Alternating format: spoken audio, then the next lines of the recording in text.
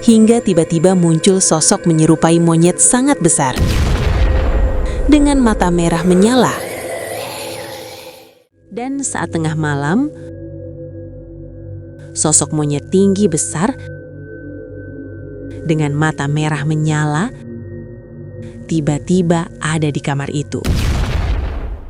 Suara ketukan aneh terdengar di pintu. Dan ketika pintu terbuka, datanglah sosok itu. Seekor makhluk menyerupai monyet. Namun dengan mata merah menyala, Titin tak bisa melawan. Ia hanya bisa menangis dalam diam setiap malam. Semakin hari, tubuhnya melemah, jiwanya lelah. Perjanjian malam ini harus berakhir. Asep pegang tasbih di tangannya sambil berdoa. Tiba-tiba makhluk itu terbakar hebat dan penuh asap.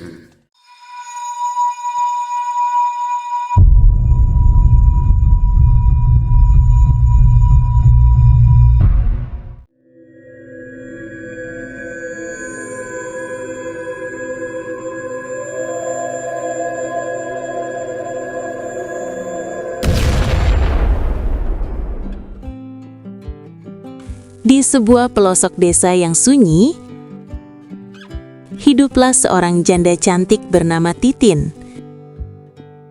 Sejak ditinggal mati suaminya, ia harus berjuang sendiri membesarkan hidupnya.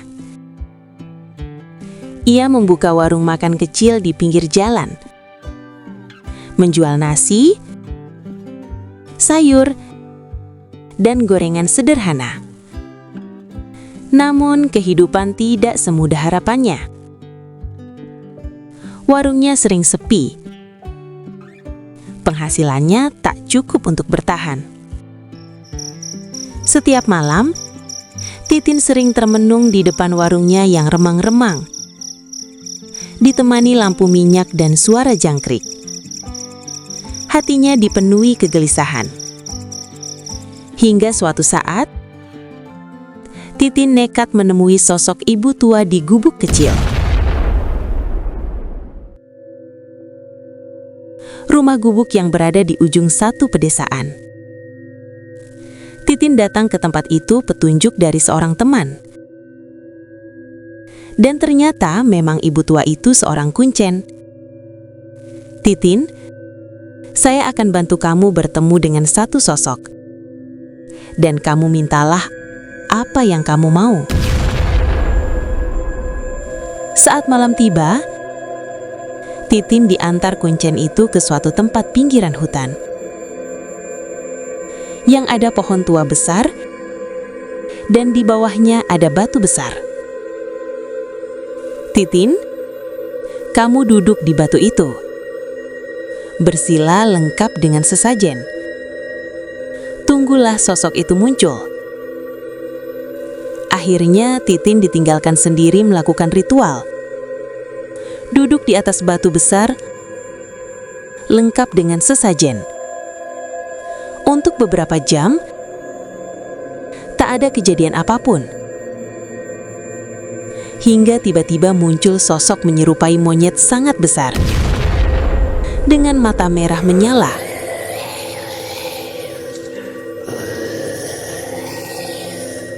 "Titin, pulanglah.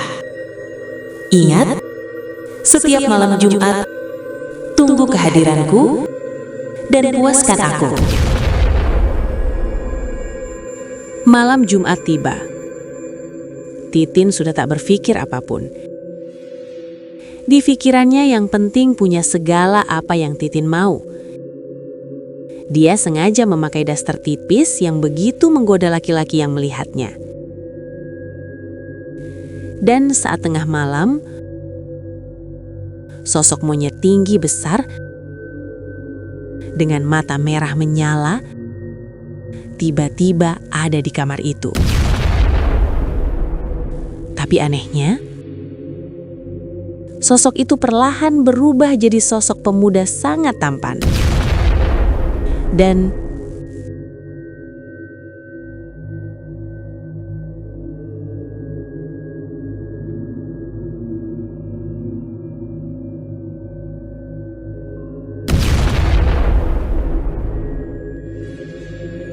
Pagi harinya, Titin bangun dengan keadaan sangat merasa lelah. Gumamnya, "Gila, dari malam sampai pagi, wajar aja aku merasa kelelahan." Setelah kejadian itu, warungnya tiba-tiba ramai.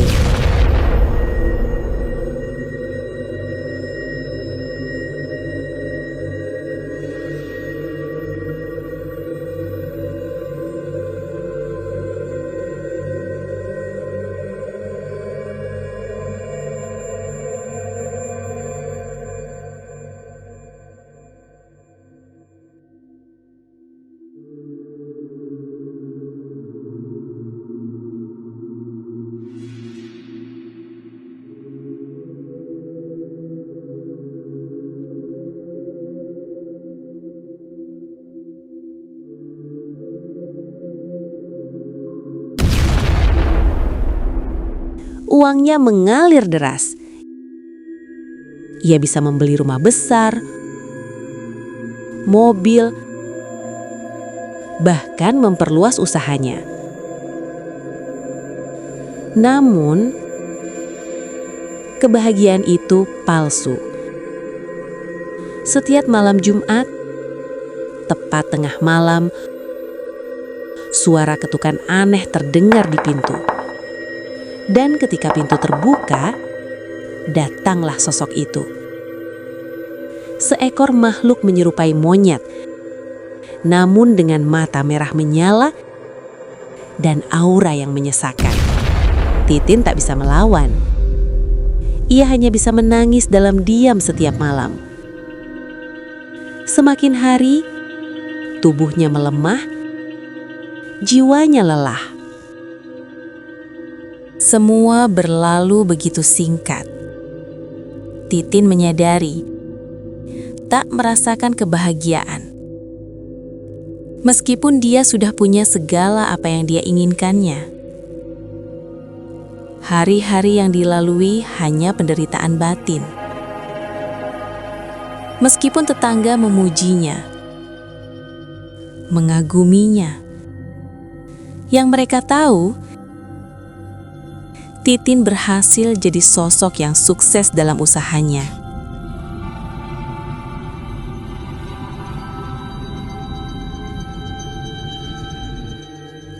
Suatu sore, datang seorang pemuda ke warungnya.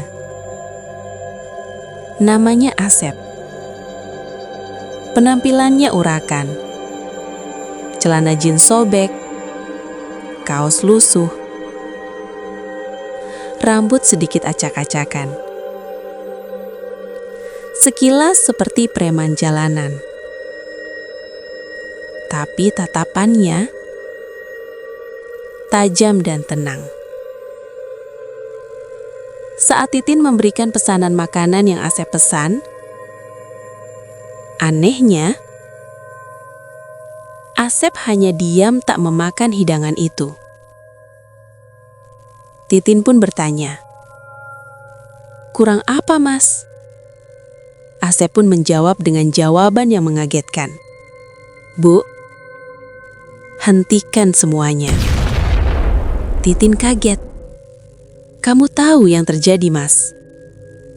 Asep pun sambil tersenyum menjawab, "Aku tahu, Bu. Apa yang di hati ibu pun aku tahu." Titin terkejut. Tak ada yang pernah menyadari penderitaannya. Air matanya hampir jatuh. Tapi ia menahan. Namun Asep bukan orang biasa. "Permisi dulu, Bu. Aku pasti datang kembali untuk menolong ibu." Dengan mata berkaca, Titin membiarkan Asep pergi, tanpa sepatah kata pun. Sebelum tengah malam, saat malam Jumat, tok tok tok, ada suara pintu diketuk. Titin heran, kaget, dan bingung. Ini malam Jumat, aku harus menemani sosok itu. Tapi siapa tamu itu? Titin ragu, tapi akhirnya membuka pintu rumahnya. Titin semakin kaget. Sosok yang ada di hadapannya adalah sosok pemuda yang 3 hari lalu datang ke warungnya, yaitu Asep. Tapi kali ini Asep berubah. Dia berpakaian layaknya seorang ustadz. "Kah, kamu?" Asep sambil tersenyum. "Bolehkah aku masuk, Bu?"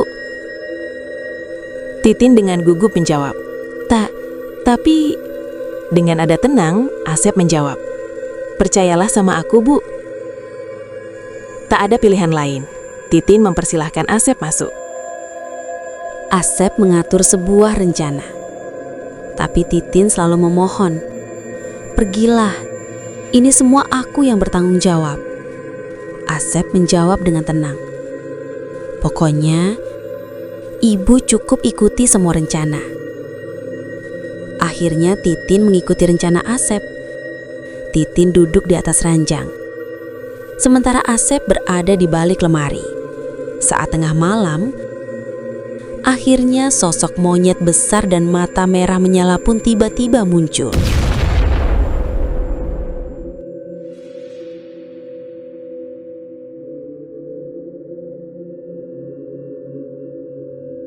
Tapi Asep langsung mendekati sosok makhluk itu. Perjanjian malam ini harus berakhir. Asep pegang tasbih di tangannya sambil berdoa. Tiba-tiba makhluk itu terbakar hebat dan penuh asap. Dengan satu teriakan Asep, "Allahu Akbar!" Makhluk itu lenyap di gulung asap. Sambil mengusap wajahnya, Asep berucap, "Alhamdulillah." Titin menyaksikan itu menangis dan tanpa sadar memeluk Asep. "Terima kasih." Keesokan harinya, Titin sengaja menemui Asep di rumahnya. Ternyata, Asep adalah sosok ustadz di desanya. Asep hidup sendiri, dan rumah itu pemberian warga untuknya. Sekalian juga sebagai pengurus masjid di desa itu. Titin membuka percakapan. "Mas, kalau boleh cerita, apa alasan Mas menolongku?" Dengan tersenyum, Asep menjawab, "Entahlah, Bu. Waktu itu 3 malam berturut-turut, aku bermimpi tentang Ibu dan segala apa yang dialami Ibu. Dan aku seolah punya kewajiban untuk menolong Ibu." Titin pun tak tahan mengeluarkan air matanya. "Terima kasih, Mas." Asep pun dengan nada yang begitu tenang. "Semua kehendak Allah, Bu. Aku hanya bagian dari cara Allah menolong Ibu. Oh iya, ada satu hal lagi, Bu." Titin mengangkat wajahnya dengan air mata yang membasahi pipinya. Apa, Mas?" Asep kembali tersenyum.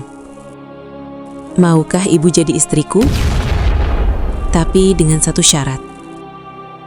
Titin dengan wajah kaget menatap. Asep melanjutkan kata-katanya.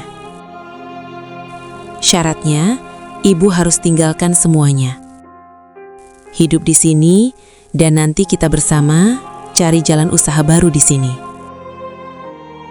Dengan tangisan semakin menjadi, Titin pun menjawab, "Ya Allah, Mas, lebih dari mau." Akhirnya hari itu juga mereka resmi jadi suami istri. Pernikahan sederhana yang hanya dihadiri sesepuh di desa itu. Saat setelah maghrib, datang tamu tetangga Titin mengabarkan bahwa rumah, mobil, dan warungnya terbakar hebat. Hangus tak bersisa. Terjadi begitu saja. Sangat aneh.